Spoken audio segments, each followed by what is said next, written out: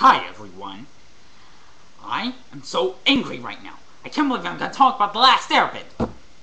And just so you know, I do not hate the movie. I'm angry because people keep comparing it to Dragon Ball Evolution, saying it's worse than it. In fact, I got a comment post on my video. One of my videos says, it was better than Avatar aka Dances with Smurfs. Which is so unnecessary to say. In fact, I saw that one review stated, wow, this makes Dragon Ball Evolution look like a masterpiece. Not sure if that was positive or not. But for those of you who say this is worse than Dragon Ball Evolution, it's not even close. Shame on you.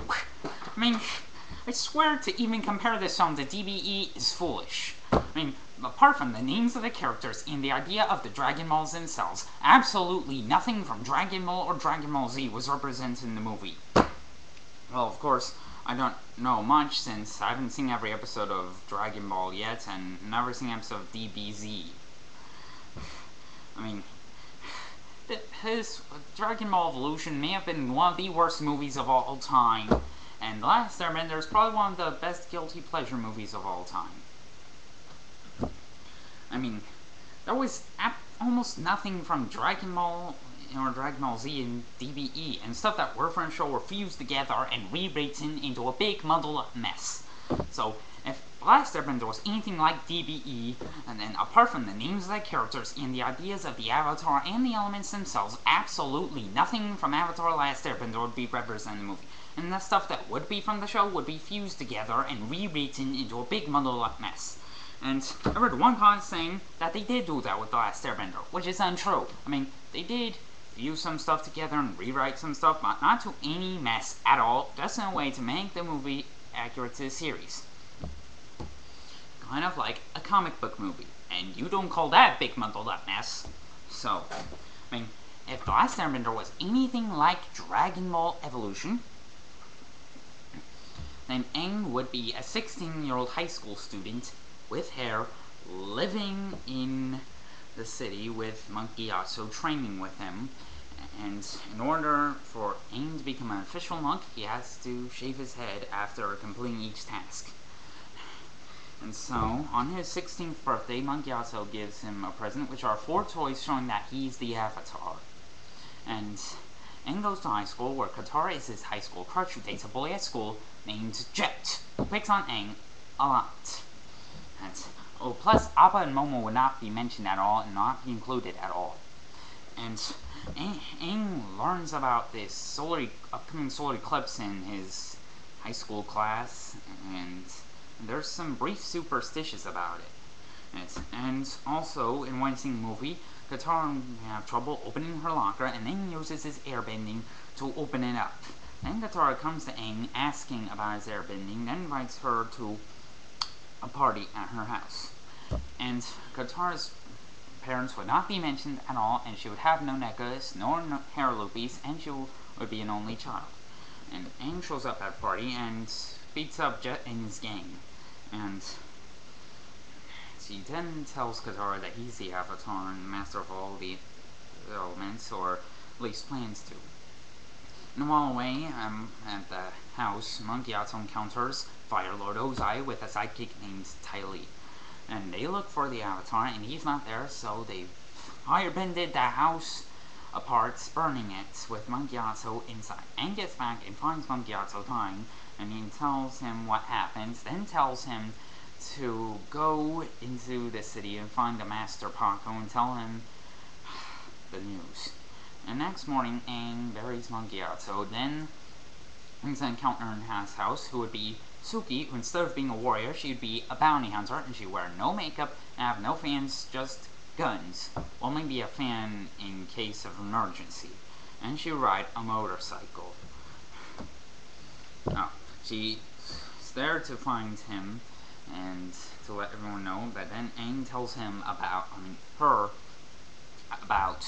what's going on, so they go into the city looking for Master Paku. Suki gets no reception in an area, so she breaks into a house, and Aang goes in trying to get her, and then Aang meets Master Paku, who would be younger than he usually appears. And Aang tells Master Paku about what's going on. Then Master Paku goes and finds a waterbending scroll for him to teach, and tells him that the upcoming Solar Eclipse firebenders will be more powerful than they've ever been before, kind of adding up to a total of the Solar Eclipse and Sozin's Comet. The next day, they go off together and they go to a hidden place where Aang can practice privately, but see, it's not so private at all. Then Aang finds Katara there and then talks to her, seeing she's a waterbender and she's in a tournament, so she invites him. And Aang, Suki, and Master Paku would travel, then fall into a giant pit, and they are founded by Sokka, who instead of being a teenage warrior, he'd be a 20-something-year-old terrorist carrying illegal weapons with a blue uniform and no boomerang. Well, actually, he does have a boomerang, only it's a deadly one. Once it touches something or someone, it kills that someone or destroys that something, and he has a buzz cut rather than a ponytail. Oh, he then helps him going through this tunnel where they're encountered by these lizard creatures where they're all destroyed by the elements of water, fire, water, and air. Then they go into New York-like city, which they name Ba Sing Se, just to do a throwback to the series. And also, Master Paku goes into this hotel suites called Spirit Oasis, and he speaks to their doorman named John, who is, rather than a deserter or a firebender, just a student of all the elements. And he tells him to get something that could destroy Fire Lord Ozai's plan. And Aang meets Katara at the tournament, and Sokka and Suki start to develop a relationship, just to throw back to the relationship in the series. Aang starts learning waterbending from Master Paku in a hidden area, and Aang starts to learn more from Katara. Then Ty Lee pops out and kidnaps Aang and knocks out Sokka, giving him a scar, just to throw back to the character Zuko from the series. And it wouldn't be red, it will be black. And Master Paku uses his water whip to heal him. And he goes, water whip! Holds it down, then the scar goes away. Then they start to follow him. Then Aang is chained in a dungeon, and he's confronted by Fire Lord Ozai based off of his confrontation with Admiral Zhao in the series when he's captured. And then Fire Lord Ozai goes away, then Suki, Sokka, and Master Paku show up, they release Aang, then the Solar Eclipse happens, then they go out to find Fire Lord Ozai and his army, then they start to see that he's powerful, then everyone else is powerless. Another element added from the Solar Eclipse.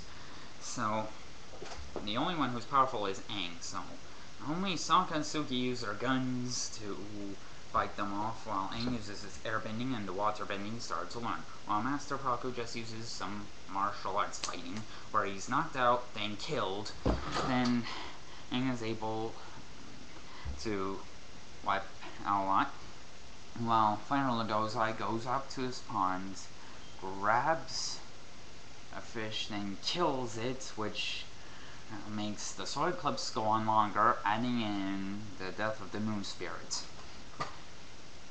And then Aang goes into water, turns into a sea monster, wiping out the entire army entirely, and then he turns to normal. No, he gives life back to the fish, earning less time for the Solar Eclipse ends. Then Aang uses waterbending to freeze up Fire Lord Ozai, then knocks him down. And uses waterbending to heal Master Paku.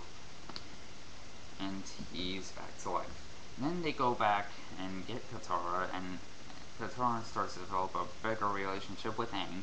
Aang gives her a necklace made by Master Monkey Atso that he wore, and Aang took when he passed away. Yeah. Just to throw back to Katara's necklace in the series. Then in its cliffhanger ending, Fire Lord Ozai is then healed by his daughter, who's not a princess and also not even named Azula, named Yue, with long black hair with white stripes, just to do a combination throwback to Azula and Yue.